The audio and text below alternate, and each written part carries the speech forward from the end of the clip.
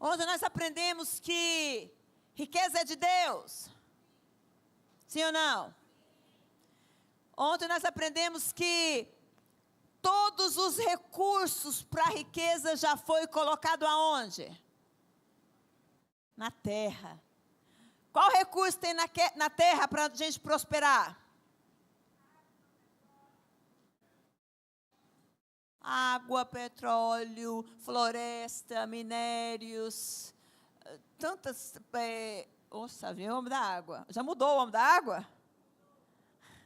O ar, a luz, e que tudo na terra tem um propósito. E nós aprendemos também que não é sobre ter a riqueza, é sobre ser com ela. Não é o que eu tenho, é o que eu sou. Dinheiro muda alguém? Tão bom, hein? Dinheiro faz o quê? Revela a pessoa. Quem é bom é? Quem é ruim é? Pior com dinheiro. Então nós aprendemos isso. E aprendemos que todo ouro é divino. Todo recurso é dado por Deus. Aprendemos que tem uma motivação, tem uma motivação, tem uma exigência na sua riqueza e tem uma recompensa na sua riqueza. Por que que eu quero ser rico? Nós aprendemos. Para que você quer ser rico? Para quê, gente? Não é mais para você. É para quê? Impactar o reino. Sabemos que há uma exigência com a sua riqueza. Aquele que não multiplica, a palavra do Senhor diz que aquele que chegou no Senhor e falou assim, você me deu uma semente, um talento, eu enterrei. A palavra do Senhor diz que foi tomado e entregue a outro. Então, tudo aquilo que não é multiplicado é retirado. Propósito do empreendedorismo do reino não é sobre finança, é algo muito mais profundo que isso. É sobre o ID, é sobre crescimento espiritual, é sobre harmonia na sua casa, é sobre prosperidade além de fronteiras, é sobre vida, é sobre reino, não é sobre dinheiro. Quando fala de prosperidade, fala de empreendedores, todo mundo linka com o quê? Dinheiro. Eu vou aprender como que fica rico. Mas não é sobre dinheiro. A palavra do Senhor diz que se, Deuteronômio 28, se atentamente, é de qualquer maneira? Como que é? Se atentamente ouvir a minha voz. Levanta. Se atentamente ouvir a minha voz, corre. A bênção do Senhor vai correr atrás de você e vai te alcançar. Não é você que corre atrás da bênção. A bênção corre atrás de você. Se você estiver correndo atrás da prosperidade, você está no lugar errado. Porque é incoerência a minha casa ser céu e eu não ser próspero. Muitos não têm dinheiro porque a motivação está errada. Deus tem plano de riqueza para a igreja. Deus tem plano de prosperidade porque Ele tem necessidade do avanço do reino. Eu preciso ser impacto. E eu só impacto com riqueza. Sim ou não? Para avançar o reino. Não estou dizendo que a riqueza é maior do que Deus, não. Porque tem gente que Deus não vai dar riqueza porque sabe que vai perder ele. Tem gente que vai só ser salvo, mas não vai impactar. Eu quero ser salva e eu quero impactar. Quem quer impactar o reino aqui? Você vai impactar com a sua finança, com o seu dinheiro. Nós sabemos que há uma multiplicação em um princípio. Sabemos que há uma lei de exigência no princípio. Sabemos aqui com meu marido hoje que há uma responsabilidade, porque as bênçãos ainda não chegam a alguns lares. É muito fácil eu amar o meu marido. Ele deixa eu ver Deus na minha casa todo dia. A minha casa é um pedaço do céu. Como que eu não vou sentir bem ir na minha casa? Como que eu não vou amar, respeitar esse marido? Eu chamo ele de lindo, eu chamo ele de homem mais lindo da terra, eu beijo, eu abraço. E é um americano. O americano não é de contato. O americano tem uma distância de um braço dele. Então, nesse círculo aqui, ninguém chega perto. Você não vê casal de americanos se beijando, se pegando, você não vê isso. E eu pego esse marido e beijo e abraço em qualquer lugar, ele se sente querido, e ele olha e se fala assim, ela é minha esposa, é minha rainha. Então, nós aprendemos hoje que há um princípio na prosperação, na prosperidade. O céu inteiro funciona como uma empresa divina, como uma missão, como um recurso, como uma visão, como uma produtividade. Qual é a missão do seu negócio? Pergunta aí, qual é a missão do seu negócio? Para quê? Qual é a missão do seu negócio? A missão da minha empresa, porque toda empresa tem que ter uma missão, sim ou não? A missão, a sua empresa tem que gerar de uma missão. A missão da minha empresa é impactar gerações. Ao ponto de quando eu não existir mais, o meu nome vai ser falado na terra. O empreendedor que tem a sua empresa e acha que a empresa vai acabar quando ele fechar, você faliu demais. Eu tenho um homem lá nos Estados Unidos, eu fui para os Estados Unidos há 26 anos atrás, e às vezes eu atendia algumas clientes e via as clientes falar assim, eu tenho que me atender rápido, porque eu tenho uma reunião com o nosso conselheiro financeiro. Nossa, eu achava tão chique. O que conselheiro financeiro faz? Não, ele tem que me instruir como que eu invisto o nosso dinheiro. Eu falei, e você paga ele para isso? Claro, eu falei, você vai pagar alguém para mandar, para falar como é que você manda no seu próprio dinheiro? É coisa que cabeça de pobre, a gente não pensa nisso. Quem nós que não tem inteligência emocional financeiramente, que não entende sobre isso, vai imaginar de um conselheiro? Quem é que tem um conselheiro financeiro aqui? Tem eu. Não está na nossa realidade, tá? Aí eu fiquei, nossa, que mulher chique. Gente, será que um dia eu vou ter alguém para mandar no meu dinheiro e eu ainda pago ele? Achei aquele chique demais. Eu falei, eu quero um diretor financeiro. É chique. E trabalhando. E uma vez por ano nós temos o nosso conselheiro financeiro de Nova York. Ele marca um jantar com a gente, um dia comigo e meu marido, para sentar com a gente cara a cara. Ele voa lá para Atlanta, só para mostrar para nós o nosso gráfico dos nossos investimentos. Chique, né?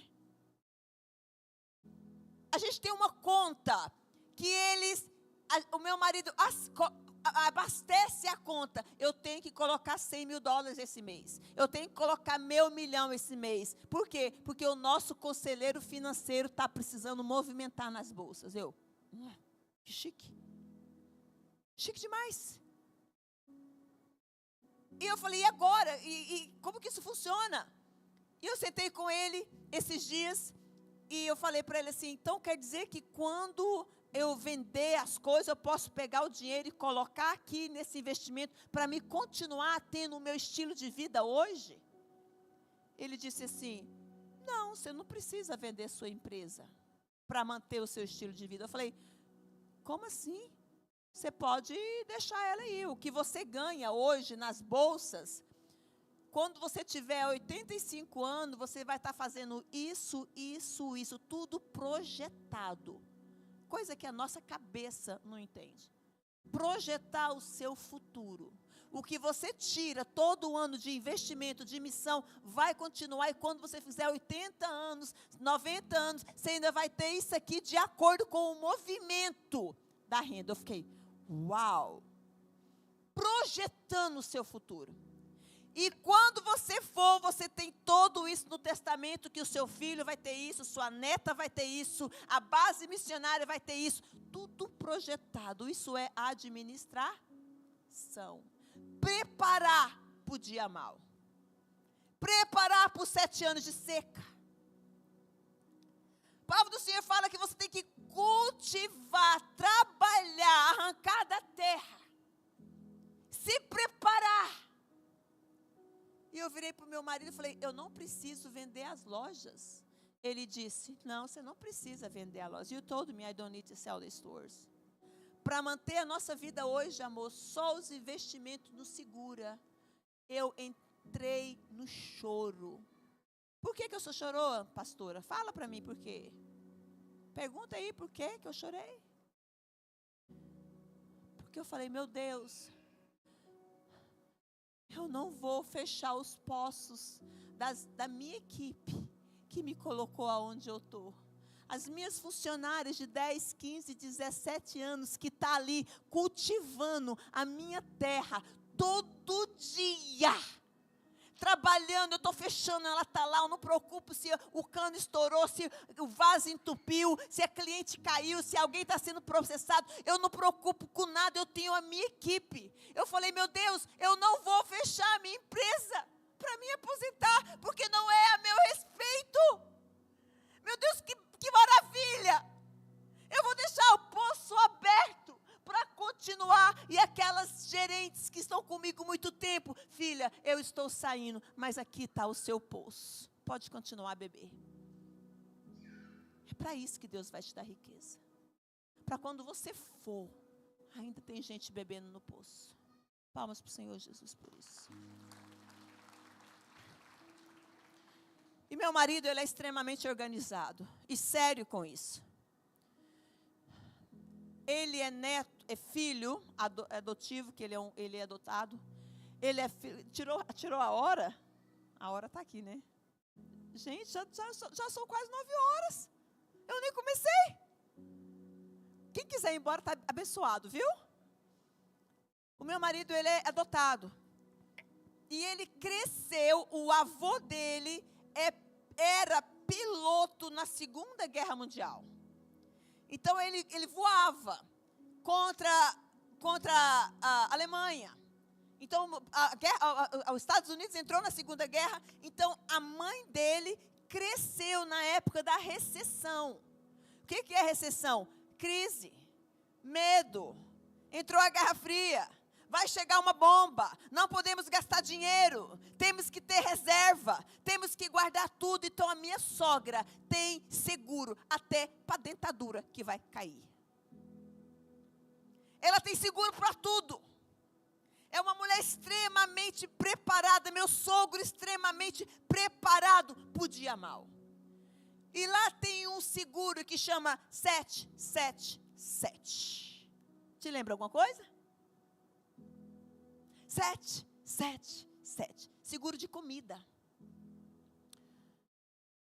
É um container de comida que, se os Estados Unidos entrar numa bomba nuclear, algum que vai contaminar, que você sabe que o jeito mais rápido de matar uma população não é com arma, é com quê? Fome. Então, se ele jogar alguma bomba nos Estados Unidos, acabar com a nossa agricultura, eles têm um seguro de comida. Eles têm um container, que ele dá $7.000 por container, dá para 7 anos e dá para 7 pessoas. 777. É lá no José. Vamos lá para José? 777. E eu falei, amor, você tem que fazer o seguro. Vou fazer o seguro. Aí ele fez o seguro, tudo, e de repente chegou a conta lá em casa, 10 containers. Falei, que homem que vai comer, ué? Amor, 10 containers. Se na nossa casa a gente só tem 7. E é 7 anos. 7 mil. E por que 10? A gente tem outra família sem ser a nossa casa. Os nossos funcionários. Que todo dia levanta, conta com a nossa empresa para tirar o pão. Como que a gente vai fazer quando aqueles funcionários olhar para nós e falar, eu preciso de comida? Nós precisamos estar preparados, porque nós não vamos entulhar poço, nós não vamos usar os nossos funcionários como escravos. Nós temos que cuidar deles. Não é sobre eu, não é sobre você. A gente tem 5 lojas que todo ano ela não dá nada para nós. É uma loja que a gente mantém ela aberta, mas lá eu tenho 5 funcionários. Todo ano, amor, vamos fazer a contabilidade. A loja de Roswell, a loja de Newnan, a loja de Mount Pleasant, Carolina do Norte, a loja de Sherrydale, na Carolina do Sul, a loja tal. Essas lojas estão sempre no negativo. Amor, o que a gente vai fazer? Vamos renovar o contrato? Eu olho para ele e falo, tem funcionário lá? Tem. Tem 5 famílias comendo e tendo trabalho por causa daquela loja. Não é a meu respeito. É a respeito dele. Palmas para o Senhor Jesus por isso. A palavra do Senhor é tão sério quando fala em respeito à terra. Diga, eu sou terra. Eu tenho que respeitar a terra. Eu tenho que cultivar a terra. Eu tenho que crescer da terra. Eu sou o impacto. Você sabe que Jerusalém é do tamanho de Sergipe, do estado de Sergipe. Você sabe disso? Desse tamanhozinho. É a nação de Israel. Desse tamanhozinho. Lá não se compra terra igual fazendeira aqui no Brasil. Você sabia disso? Não tem terra para todo mundo. Não tem terra para todo mundo, pastor. Eles não vendem terra. Eles têm um acordo de usar terra. Você vai no governo e fala assim, eu quero arrendar a terra. Eles te arrendam a terra por 6 anos. Porque o 7º ano da terra, a terra tem que descansar. É o Shemitah da terra. É o respeito da terra. A terra, ela é cavada, mexida, trabalhada. Ele joga semente, trabalha, produz na terra. 6 anos, colhe. Ele mostra o projeto, que tanto que vai tirar daquele pedacinho de terra, alugado, emprestado, de um acordo do governo. Trabalha na terra, 7 anos, para! Nem uma enxada encosta na terra. Descansa a terra. Mas a terra ainda continua produzindo. Foi comigo para Israel. Os 3 foi comigo. Os 4 foi comigo. Meus irmãos, para os caminhões, os ônibus, as viúvas, os carros, os cavalos, os camelos, vai parando na fazenda que está em Shemitah e continua a colher o que a terra está produzindo. A terra nunca vai parar de dar o seu fruto quando está na obediência. Terra que não produz é terra desobediente. Não pega o maná no Shabat. No Shabat eu alimento vocês. Tabernáculo é o ano da festa. Tabernáculo é o ano da colheita. Tabernáculo é a festa mais importante no judaísmo. Tabernáculo é a memória de dizer que lembra de onde eu te tirei, da terra do Egito.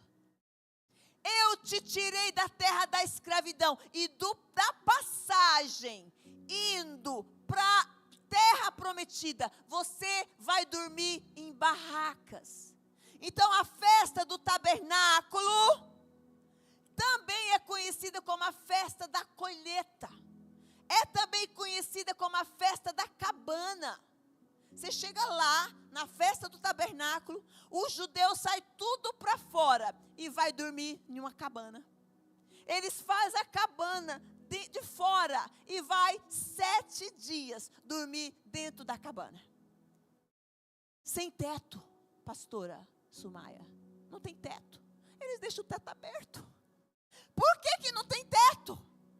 Porque eles levam o filho para dentro da cabana, deita e fala assim: olha, o nosso tempo aqui na terra é como se fosse um tempo em uma cabana. E ninguém faz estrutura quando você vai acampar uma cabana. Faz estrutura? Não existe estrutura em cabana, existe estrutura em pedra. Quando a gente está morando aqui, nós vamos passar de passagem nessa terra. Mas o nosso destino é lá. Eles deitam na cama e olham para o céu e falam: lembra de cuidar da terra, de onde nós viemos, porque o nosso destino é lá. 7 dias, eles fazem isso como um memorial.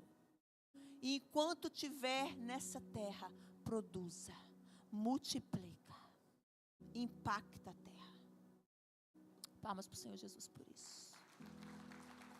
Oh, Jesus! Diga: eu sou o impacto. E eu estou aqui de passagem. Eu tenho tempo para ficar aqui. O que você está fazendo com essa única vida que você está tendo a oportunidade de viver aqui na terra?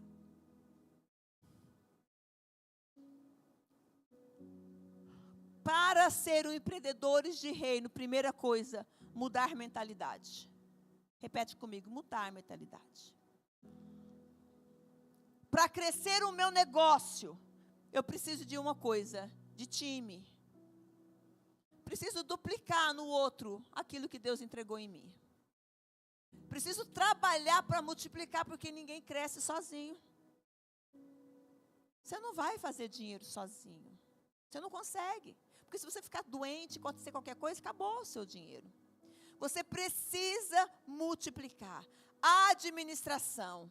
Tem gente que é um péssimo administrador. Eu fui para a África. O pastor Ivone foi comigo para a África.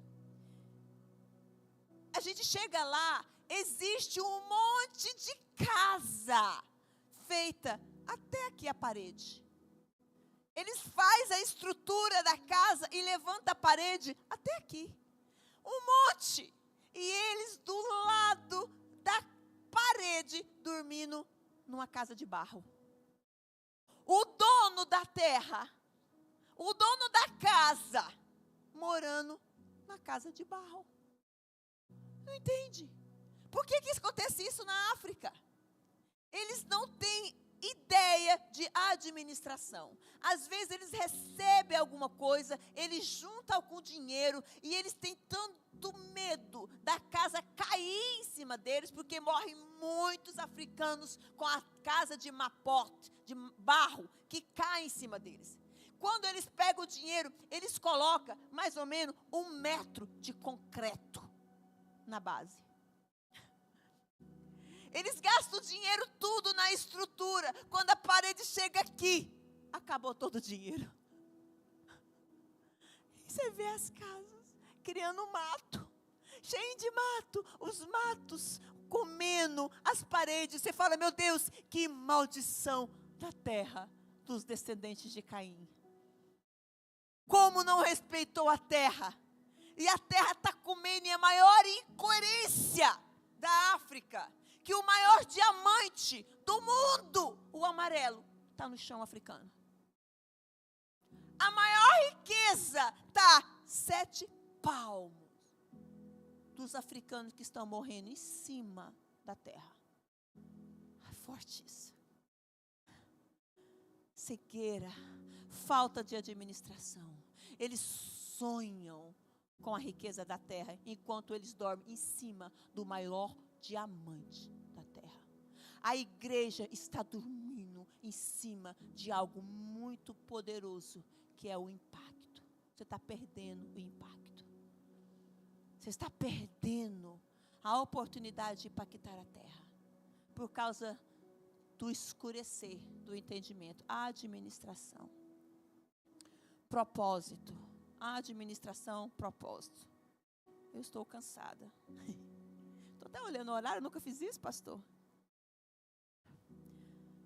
Outra coisa, básica. Como que rico faz dinheiro? Sabe como é que rico faz dinheiro? Sabe? Usando pobre. Forte, né, pastor? Sabe quem é que... Tem uma musiquinha que eu morava no Brasil que faz assim, ó. Onde o rico cada vez fica mais rico e o pobre cada vez fica mais pobre. E o motivo disso tudo, todo mundo já conhece, é que o de cima sobe e o de baixo desce. É uma verdade nessa música. Vou dizer um exemplo muito claro aqui. Quem tem conta em banco aqui? Quem que usa débito aqui? Débito é bom? Sim ou não? Não. Quem usa débito é a pessoa mais ignorante na finança. Você nunca pode usar débito. Você não sabe. Por que você não sabe? A economia não vai te ensinar. O banco não vai te ensinar. A cabeça do pobre, ele tem dinheiro, ele gasta no débito. Ele não tem dinheiro, ele gasta no... Na cabeça do pobre, o cartão de crédito é um salário extra que ele não tem.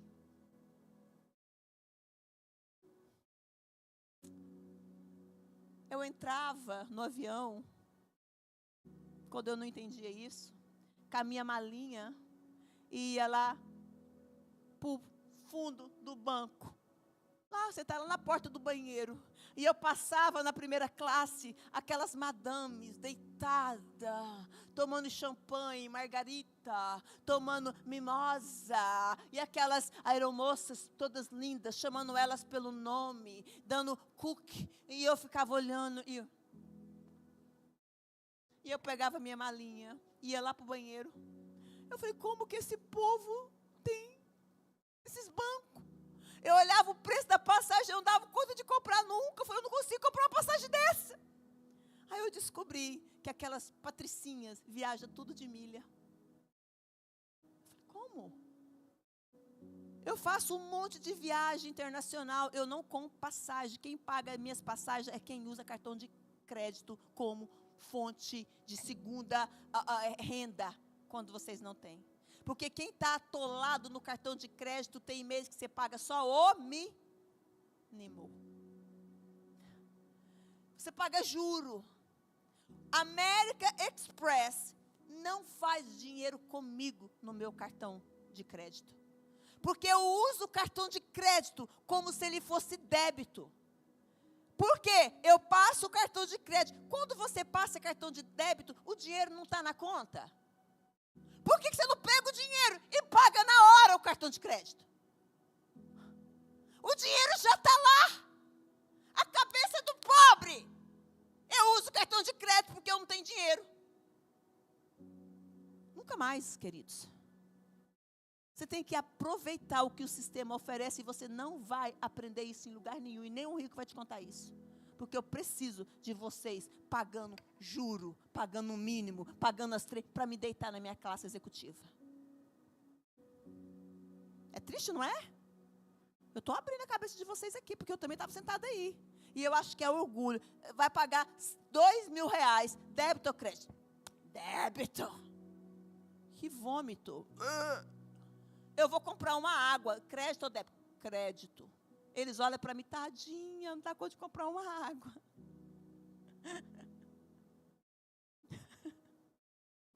Nunca mais, fala comigo, nunca mais eu uso débito.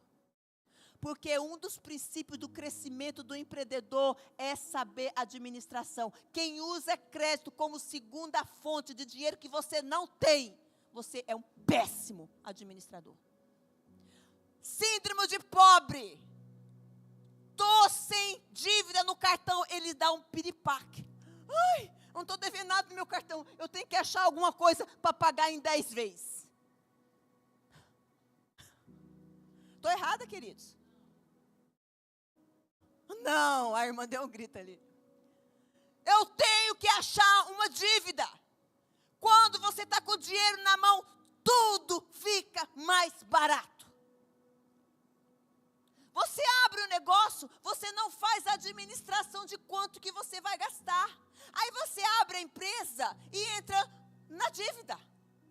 O administrador, presta atenção nisso. Eu tenho uma gerente. Ela me rouba $50 mil por ano.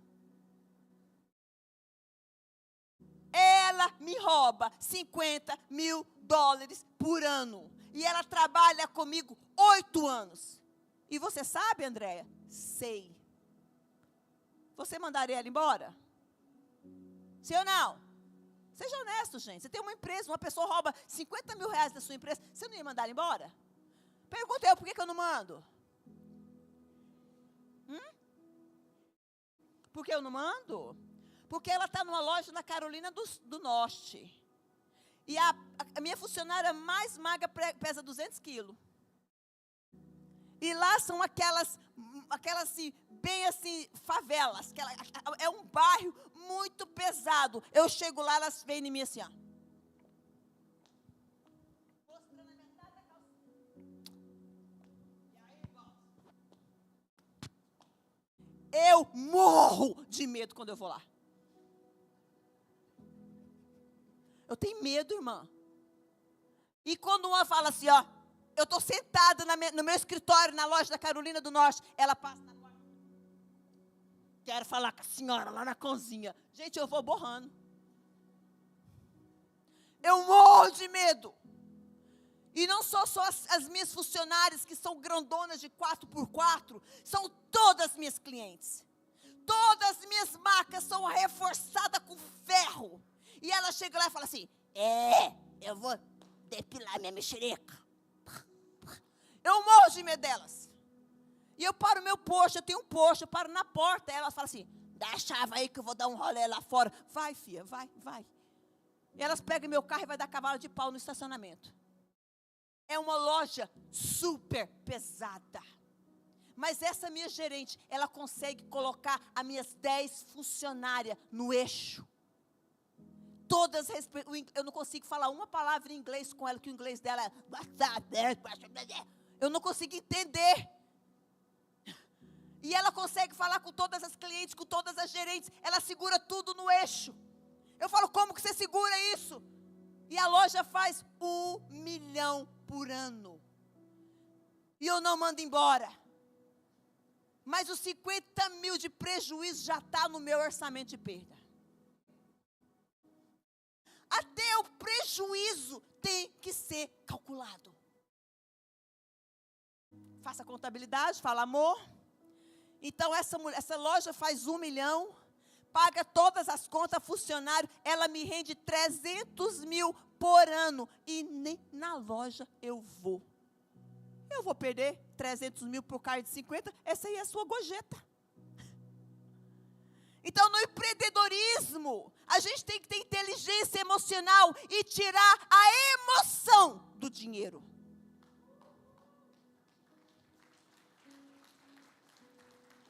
Você tem que tirar a emoção do dinheiro, porque quando o dinheiro, a emoção está no dinheiro, o seu funcionário de potência faz uma coisa que você não gosta, o que você faz na hora? Manda embora. Perde profissional. Aí você tem que começar tudo de novo. E de novo. E de novo. Aí você está lutando, porque você não vai achar ninguém perfeito. Porque o seu coração está na emoção do dinheiro. Tira a emoção. Olha, eu chego lá assim, e tem câmera na minha cozinha, né? Aí eu saio, vou lá para o estacionamento. Olha o comentário. Ela é uma cachorra mesmo. Você viu? Magra, seca, deve estar doente. Você viu? Está com mau hálito. Olha os assuntos lá na cozinha. Ih, meu Deus do céu, cabelo de bucha. Mas tá feio o cabelo da patroa, hein? O que é isso? Ih, inglês quebrado, não entendo nada que aquela vaca fala. Os assuntos é só isso na cozinha. Aí eu faço de conta que esqueci alguma coisa, entro lá dentro. Oi, menina. Ei, patroa. Eu falei, que linda você. Eu estou nem aí porque ela está falando. Ela trabalha para mim, eu não trabalho para ela. Enquanto ela está falando de mim, eu estou crescendo. Enquanto ela está falando de mim, eu estou fazendo missões. Enquanto ela está falando de mim, eu estou rompendo. Eu não interessa o que o seu contribuidor, colaborador vai falar a seu respeito. O profissional, o empreendedor, ele tem que ser maduro profissionalmente. Quem manda na minha empresa? Meus clientes. Meus clientes chegam, tudo que ela falar está certo, filha. Eu só não aceito na minha empresa desrespeitar os meus colaboradores. Quando chega uma americana lá, você não pode brigar. Você não pode pôr a mão. Mas quando ela chega lá para fazer qualquer coisa, vem aqui, meu amor. Quando ela chega lá, que ela desrespeita as minhas clientes, eu falo, eu quero te convidar a sair. Não, mas eu cheguei aqui, o horário não está cumprido. Eu falei, eu quero te convidar a sair. Não, eu falei, eu quero te convidar a sair. Jogar lá para fora. Fala, você não desrespeita os meus funcionários. Amém? Meu Deus. Acabou, pastor. Acabou. Eu nem cheguei na ministração. Amém, queridos? Então, eu tenho que ser maduro, não colocar emoção no dinheiro.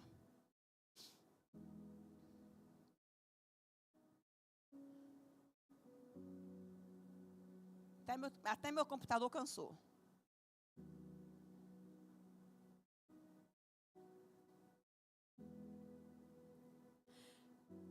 Para mim empreender, eu tenho que fazer alguns pontos principais. Como começar o negócio? Foi uma pergunta que me fizeram hoje, uma das meninas jovens. Como que eu vou começar um negócio? Primeiro, entender a necessidade do mercado.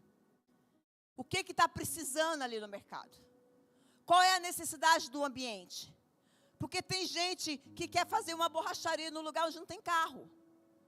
Tem gente que quer implantar um negócio onde não tem a exigência do negócio. Eu cheguei nos Estados Unidos, falei para um lado, olhei para um lado, olhei para o outro, falei, ué, aonde que esse povo depila? Não tinha depilação. Uma depilação aqui ou ali, nos espaços famosos, que chama Espaço Ideal, lá nos Estados Unidos, era $150 para depilar a mexerica. Eu falei, que isso? Então, por isso que ninguém faz.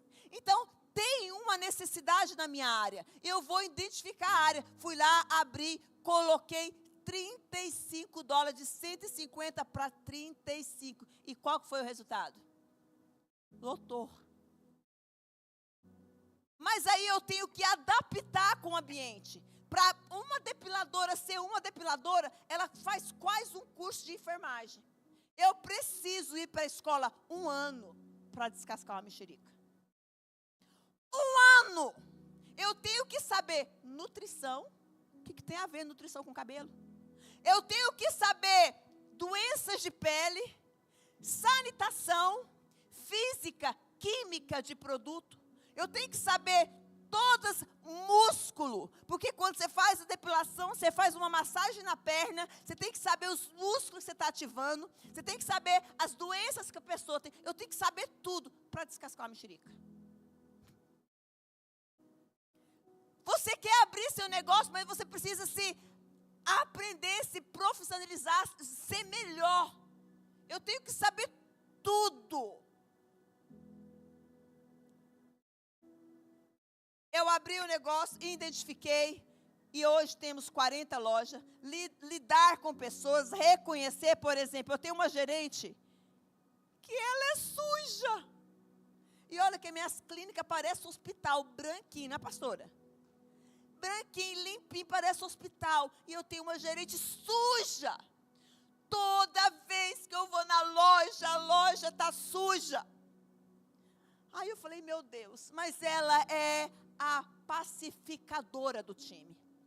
Ela traz paz. É aquela que toda vez que vê alguém triste e leva uma bolacha, e leva um frango assado, e tem duas brigando, ela vai correndo, faz a paz, e é aquela pacificadora, mas ela é suja. Eu identifico que ela é ótima com o time. E eu pego uma outra minha ali, que custa mais caro, eu levanto a segunda gerente na mesma loja. Aquela chata na limpeza. Aquela que vê a sujeira assim, ó, lá em cima. Ela vê tudo, aquela menina chata, que ela não consegue conversar com ninguém. Aquela pessoa que abre a boca, já xingando todo mundo. Ela é chata. Os clientes adoram ela. Aí o que eu pego? Eu pego essa gerente, levanto ela, eu coloco ela para organizar o meu depósito de material e ser a líder da limpeza. Aí eu coloco ela na limpeza e falo assim, agora com as meninas quem fala é a porquinha. Então o sucesso no seu negócio é identificar as pessoas para a posição certa. Porque às vezes você vai ter alguém na sua empresa que ela é perfeita, mas está no lugar errado. E você vai saber trabalhar para colocar cada uma no seu lugar. Para trabalhar nos dons, nos talentos, para cultivar a terra da sua empresa. Amém? Administração financeira, liderança estratégica, gestão e função, são tantas coisas. Como fluir no mercado. Gente, é uma coisa tão interessante, que cada ambiente exige você estudar o mercado. Eu vou no McDonald's aqui, tem McDonald's de picanha, não tem? Eu fico chocada. Não tem McDonald's de picanha aqui? Onde que foi que eu comi? Foi... Hã? Ah, né? Não. Mas eu comi um lá em Salvador. Você que estava comigo, mana? A gente comeu, foi no McDonald's e comemos um sanduíche lá de picanha. Eu nunca comi um sanduíche daquele. Por que picanha no sanduíche de McDonald's? Picanha é o carro forte daqui, não é? Então, tem que agradar o cliente. Mas eu viajo para muito país e levo o meu filho. O meu filho ama conhecer os McDonald's, porque ele é fã do McDonald's, de todo o país que ele vai. A gente anda horas por tudo quanto é McDonald's. Israel, Europa, a Ásia. Vai eu com meu filho procurar os McDonald's. E a gente foi no McDonald's na Itália. Pegou o McDonald's e um copo de vinho. Foi McDonald's com vinho. Cadê a Coca? Não, é vinho. Por quê? Porque toda comida italiana apresenta o vinho. Então ele estudou o mercado. Aí eu fui para a Índia. Eu quero um McDonald's. Tá, você pode me dar, por favor, um McDonald's com um bife? A gente não come vaca. Eu já estava querendo comer a vaca. E não come vaca. Então, o sucesso do seu negócio é identificar a necessidade, a cultura do lugar. Saber o que você está implantando. Eu tenho um amigo que falou assim, eu tenho uma loja de celular. E aí eu abri e fiquei lá 2 anos trabalhando. Só que aí apareceu muita gente vendendo celular. E o que você fez? Aí eu desarmei minha barraca e fui para outro lugar. Eu falei, você é um idiota? Concorrência é ótima. Você ficou 2 anos. Olha, o seu negócio é uma planta, é uma árvore. Você vai fazer o buraco, jogar o semente, vai regar. E a gente não está vendo nada acontecer no negócio, não é? Parece que nada está rompendo. E você põe dinheiro e você não vê o dinheiro. E você está regando, 2 anos crescendo para baixo antes de sair para cima. 2 anos, na hora que quase está apontando o talinho da árvore, aparece uma árvore que foi implantada de uma maneira manual do seu lado. Você fala, agora eu vou tirar a barraca e vou embora. Persistência. O profissional hoje não tem paciência para permanecer. Temos que permanecer. Aí eu falei, você foi muito bobo.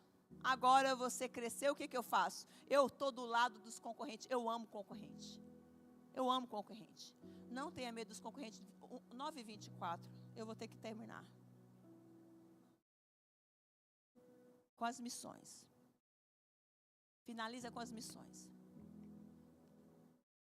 falar mais uma coisa, que eu quero terminar. Lá em Israel é a festa da colheita.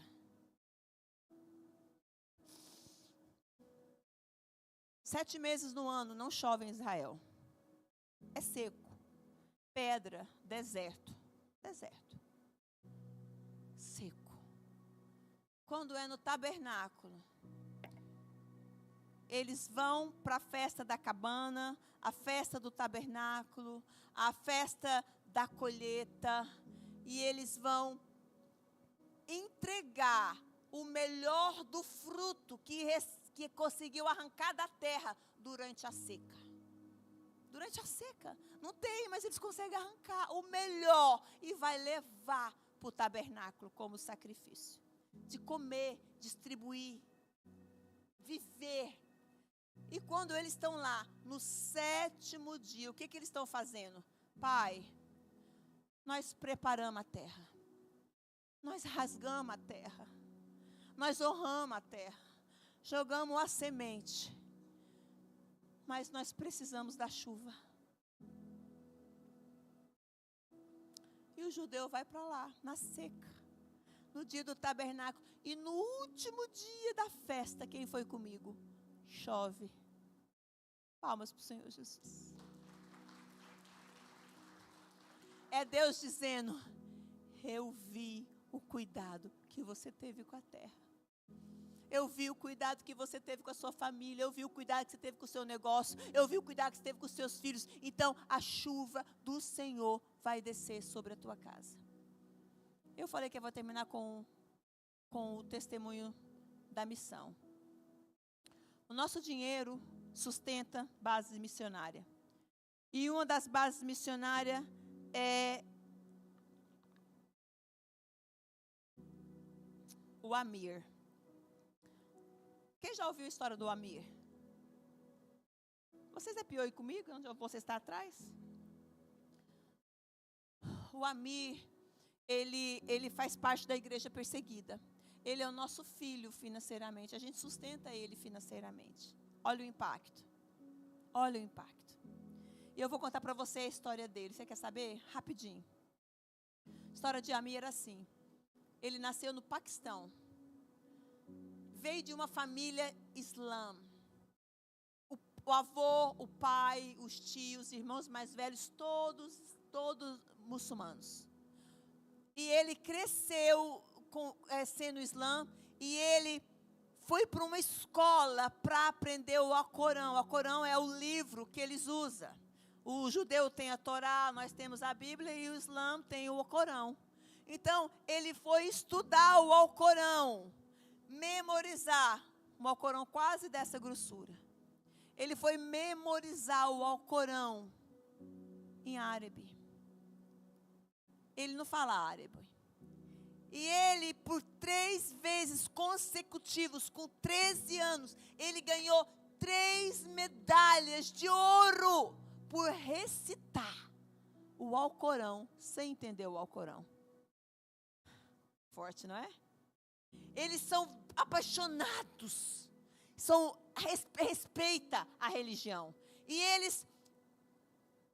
ele foi para a escola para formar, ser um missionário no Alcorão. E ele aprendeu, foi para a escola aprender árabe, porque ele queria saber o que ele estava lendo. Quando ele aprendeu árabe, ele descobriu a razão porque todo mundo no Islã chorava. O pai chorava, o avô chorava, os líderes choravam. Ele descobriu, estudando o Alcorão, que não tem salvação para o Islã.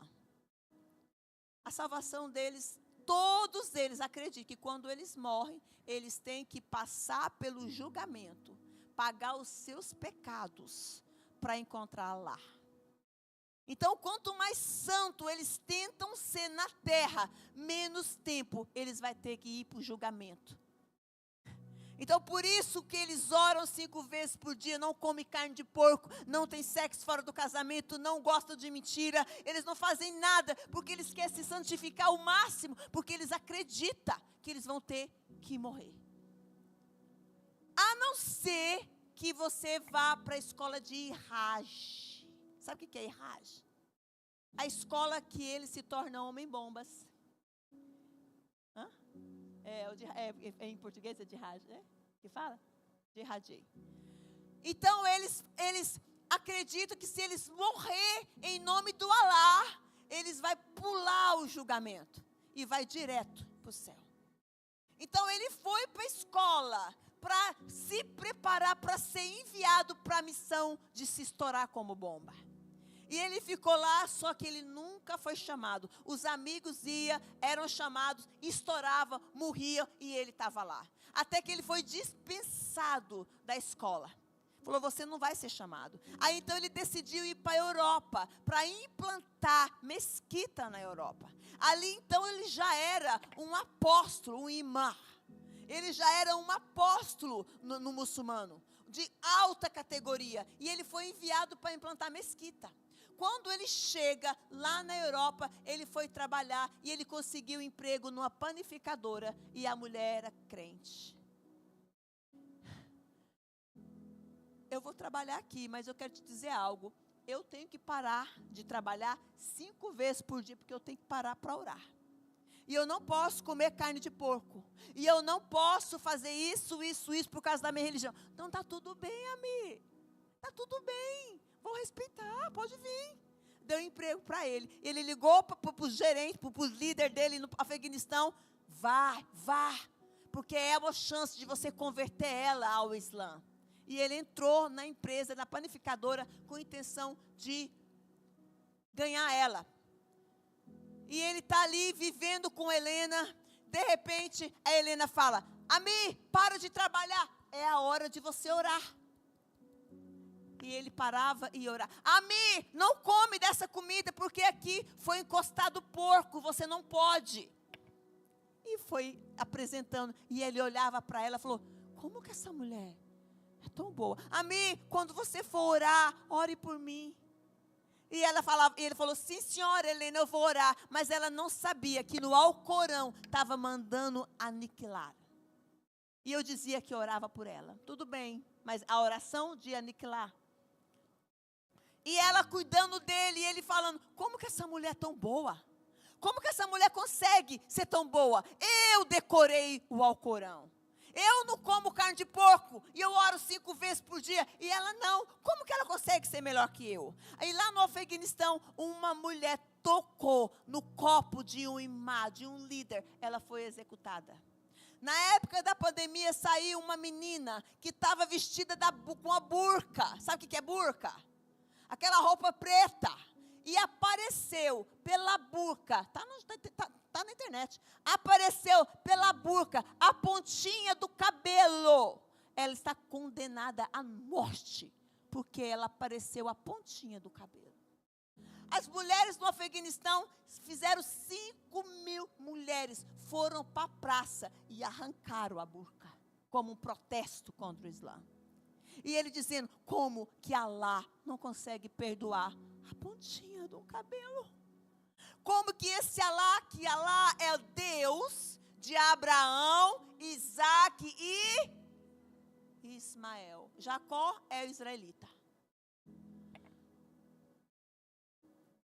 Ismael é Deus, Abraão, Isaac, Jacó e Ismael. Como que esse Alá que é o nosso Deus, é o nosso Deus, como que esse Deus que eu acredito através de Maomé não consegue perdoar a ponta de um cabelo? Como que essa aí, que é a minha inimiga, Helena, consegue ser melhor que eu?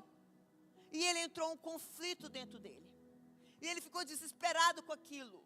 Não é possível, não é possível. Eu vou questionar Alá. E no Islã é proibido questionar Alá. E ele fala, eu vou beber, eu vou fumar. Porque se você beber, fumar no Islã, eles acreditam que Alá te mata com a ira. Porque eles não têm Jesus para proteger. Então eles acreditam que eles são mortos pelo fogo da ira de Alá. E ele foi para casa e falou, eu não acredito que esse Alá não consegue perdoar a pontinha de um cabelo. E ele foi e começou a beber, me mata! E ele bebeu, acordou no dia, ele estava vivo. Ele, eu estou vivo. Aí ele foi lá no negócio, comprou um monte de cigarro, fumou uma cartela inteira. Me mata! E ele acordou, ele não morri. Então isso não é verdade. Aí ele chegou na Helena e falou: Helena, quem é esse? Quem é esse que você segue? Ela falou: pede ele que ele vai apresentar para você. E ele foi embora. E ele foi dormir. E ele conta no testemunho que ele dormindo, ele disse que acordou no meio do sono, numa cidade de ouro. Muito ouro, e ele é ouro para um lado, ouro por outro, uma rua, e de repente tinha um homem que saiu e falou assim: eu tenho ouro para você, leva, leva. E ele empolgado com os ouros, na hora que ele estava saindo, o amigo dele acordou ele do sono: Amir, você viu que luz que entrou aqui no quarto? Ele: não, que luz? Me deixa dormir, eu estou pegando ouro. E ele dormiu de novo, e ele entrou na mesma cidade, e quando ele entrou lá, o homem falou assim: Amir, vai na minha casa. Aí ele acordou: eu vou da casa. Chegou na Helena e falou: Helena, me leva nesse lugar aonde você encontra o seu Deus. Mesmo a mim, não, mas eu não quero me converter não, eu quero só ir lá. É sexta-feira, então domingo eu te levo. Domingo? Você vai ficar sexta, sábado, e vai falar com o seu Deus só domingo? Conhece alguma semelhança? Você vai falar com ele só domingo? Como que você consegue ficar sem falar com o seu Deus 3 dias? A gente fala com ele 5 vezes no dia. E ele foi para casa todo revoltado, com raiva, querendo ir. Esperou até domingo. Domingo ela chega de manhã, pega ele e leva para a igreja.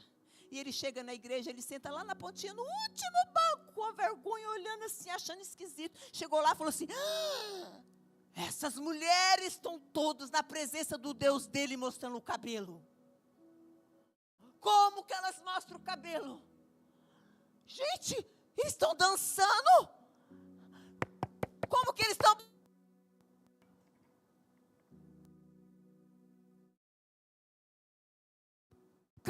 Batendo bateria. Gente, eles estão dançando. O que é isso? E ele escandalizado. E ele olhando aquilo, ele olhou lá na frente da igreja uma cruz. Ele olhou para a cruz e falou: é aquele pedaço de pau que eles adoram? E de repente, apareceu na figura da cruz, Jesus pregado. E ele reconheceu que era o mesmo homem do sonho. E ele passou em cima da igreja. Foi lá onde ele estava. E falou assim: Amir, você veio. Eu te espero tanto tempo. Abraçou ele. Ele falou: não, não me abraça. Eu estou sujo. É assim que eu te quero. Só eu que te limpo. E abraçou ele. E aí Jesus saiu, voltou. Quando ele sentou na cruz, ele sentou como um leão da tribo de Judá. Palmas para o Senhor Jesus por isso. Ele foi para casa e falou: e agora? O que eu faço da minha vida? Eu cresci no Islã. Meu avô é Imar, meu tio é Imar, todo mundo. E agora? Ele pegou o avião e foi para o Paquistão.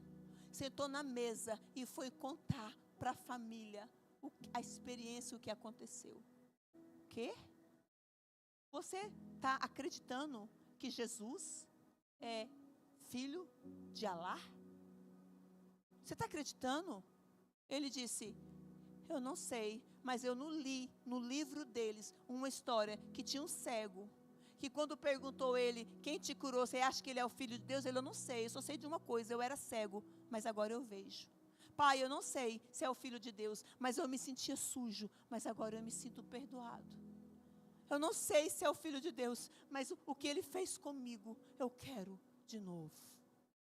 A família bateu nele, quebrou 7 costelas, 2 braços, as 2 pernas. Ele foi internado 3 meses. Hoje a cabeça do Amir está valendo $2 milhões para quem entregar a cabeça de um traidor do Islã, porque se converteu a Jesus. Hoje o Amir está refugiado em 5 países. Aonde ele é achado, ele vai para outro país com um refugiado, por causa da igreja e em movimento que dá identidade, pega ele como refugiado. Hoje ele está com mais de 100 igrejas subterrâneas, e a maioria delas são ex-muçulmanos, e a nossa empresa patrocina tudo isso. É para isso que Deus vai te usar, para impactar a terra. Vamos ficar de pé? Vamos terminar, cadê a adoração ali? Aleluias. Você nasceu para fazer algo grande. Você nasceu para impactar. Você nasceu para ser diferença. Não tem ninguém que consegue convencer um ex-muçulmano. Quem ganha ele é só Jesus. E ele olha para você e fala assim, eu falo, Amir, qual que é o tipo de oração que você quer que a igreja faça para você? Sabe qual que é a oração que ele pede? Que Jesus, aquele que me limpou, me perdoou, me encontre de pé para entregar a minha cabeça para ele. Que vergonha para nós. Eu quero morrer por ele, como ele morreu por mim. Esse é o impacto que Deus vai derramar nessa igreja nesses dias. Pai, eu quero orar por esse povo. Meu Pai, que eles entendam nesses 2 dias maravilhosos, que empreender, Pai, não tem nada a ver com dinheiro. Empreender não tem nada a ver com riquezas nessa terra. É muito além que isso. É somente obedecer, que as bênçãos correrão e alcançarão, mas para ser impacto na terra, para ser a estrada, o chão, os pés do ide, do anunciar, do avançar, do romper, do crescer, da multiplicação, do cultivar. É para isso, Pai, que o Senhor vai mover a igreja dos últimos tempos. Eu estou aqui. Eu digo, Pai, eis-me aqui para o sobrenatural que vai chegar. Eis-me aqui. Declare você, eis-me aqui. Me usa. Usa a minha finança, usa a minha família, usa meu casamento, usa a minha empresa, usa, por mais pequeno que seja, é o impacto. Aleluias. Pode cantar, pode terminar. Aleluias. Aleluias. Cristo.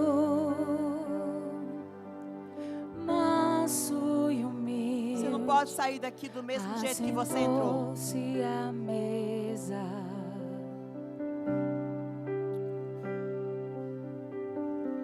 Filho vem aqui na frente, todo mundo. Vem, vamos terminar aqui na frente. Se Deus se encarnou. Vem, todo mundo, vamos terminar aqui na frente. E assentou-se à mesa. Sim. Venha, todo mundo aqui. E ele partiu o pão. E ele serviu o vinho, nos deu plena comunhão.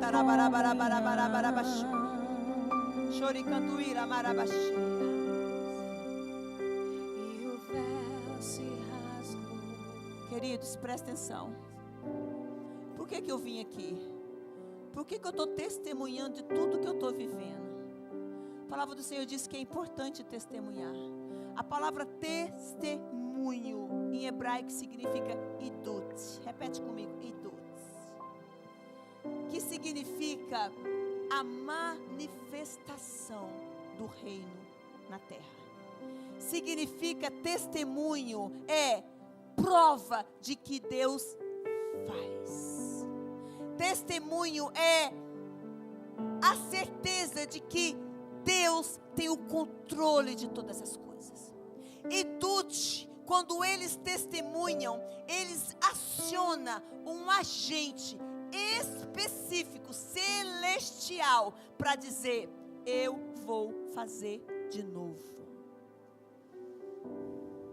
Edute está dizendo, eu vou fazer de novo. O que o Senhor fez na minha vida, o mesmo Edute, o mesmo anjo, o mesmo agente está aqui, porque o céu diz, está falando de você.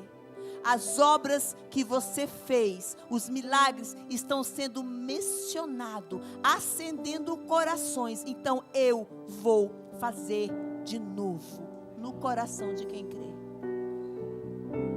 Receba essa palavra como um testemunho para edificar.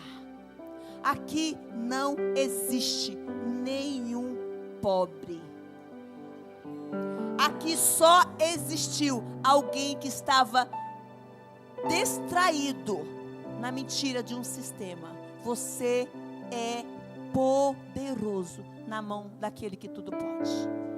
Você não está com a luz, você é a luz. Você não está com o impacto, você é o impacto para o reino. Amém, Jesus. Vamos encerrar. Aleluia, Jesus. Aleluia. Como eu disse ontem, o Rio Jordão jorra sobre você. Você é impactado. Tudo que eu tenho é teu. Tudo que eu tenho é teu. Declara aí. Cristo. A tua casa é dele. O teu negócio é dele. O ato profético de ontem, de receber a chuva, vai acontecer de novo. Sei que não molhou ontem, você vai molhar hoje. Receba a chuva de um novo tempo. A chuva lá de Israel, a chuva lá no tabernáculo, a chuva caindo sobre a sua colheita, a chuva caindo sobre a tua terra. A chuva caindo sobre a tua família. A chuva do Senhor caindo sobre a tua finança. Você rasgou a terra. Você molhou a terra. Você arou a terra. Você jogou a semente. Agora é a chuva. É a chuva do Senhor sobre a tua finança. É a chuva do Senhor sobre a tua casa. Sobre a tua família. Você é molhada. Molhado pela chuva. Pela chuva do Senhor. Está aqui os novos milionários, impactadores do reino, impactadores do reino. Aleluias, aleluias, aleluias, aleluias. Tudo é teu. Quem foi abençoado aqui nesses 2 dias? Tudo que eu tenho. Diga, eu faço uma aliança com o Senhor essa noite, de fidelidade, de responsabilidade, de compromisso com a terra, de responsabilidade com a semente, responsabilidade na minha casa, e tudo que é meu, eu consagro ao Senhor, e eu serei o próximo multimilionário da minha família. E a minha finança será para impactar o reino. Palmas para o Senhor Jesus. Dê um brado.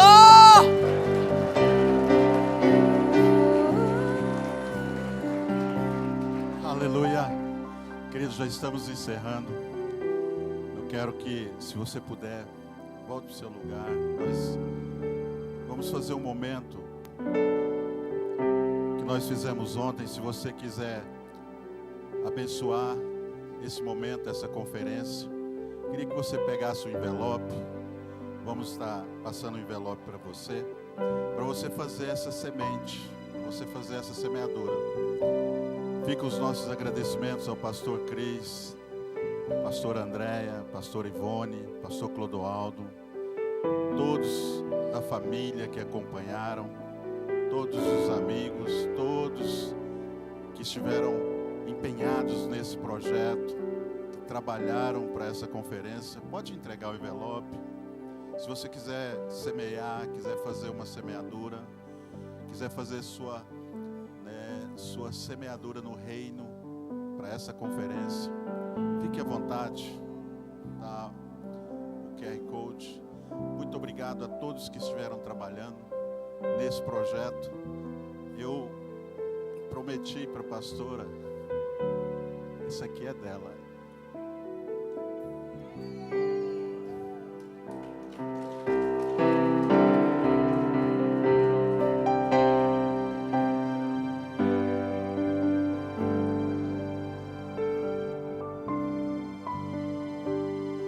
Ela não vai levar só essa não. Vamos pegar as outras. Me ajuda a tirar. Pega as de baixo, as duas de baixo, por favor. Ela vai levar mais. Quero agradecer você. Quero agradecer a todos. Para nós foi um momento muito precioso, pastora, pastor Cris, obrigado. Perdão por sugar vocês até o último minuto. Mas com certeza vocês marcaram o nosso ministério, nossa igreja. E nós queremos, né, honrar vocês em todos os aspectos. Amém? Oh, o meu pastor chegou aqui, o pastor Clodoaldo. Vem aqui, meu pastor. Oh, chega aqui, rapaz. Chegou caladinho. A pastora Ivone ficou até mais alegrinha, tadinha. Ah. Gente, nós vamos estar encerrando. Amanhã nós temos ainda a finalização da conferência. Queremos te convidar a fazer parte amanhã ainda da finalização. Uma última palavra para fechar a nossa conferência, tá? E desde já, né, nosso muito obrigado a todos vocês. Deus abençoe. Sem palavras para agradecer o que vocês representam para nós como igreja. Amém, queridos? Vamos ficar de pé para nós levantarmos, para nós orarmos. O batom, coloca também. Não saia sem comprar o kit também, tá? Não saia sem comprar o kit. Vamos orar, queridos. Vamos apresentar esse momento diante do Senhor. Quero chamar aqui o pastor Alexandre. Cadê o pastor Alexandre?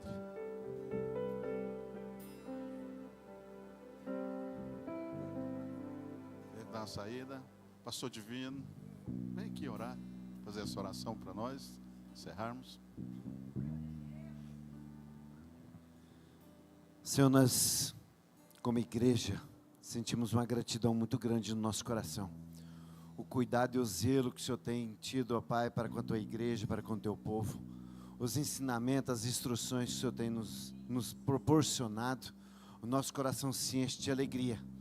Quero pedir, ó Deus, que a bênção do Senhor seja constante, ó Pai, na vida deste casal, do pastor Cris, do pastor Andréia, do pastor Clodoaldo, da pastora Ivone, dos pastores em geral, de toda a igreja do Senhor Jesus, que o mantimento seja transbordante a partir dos ensinamentos, a partir das instruções que o Senhor tem nos proporcionado.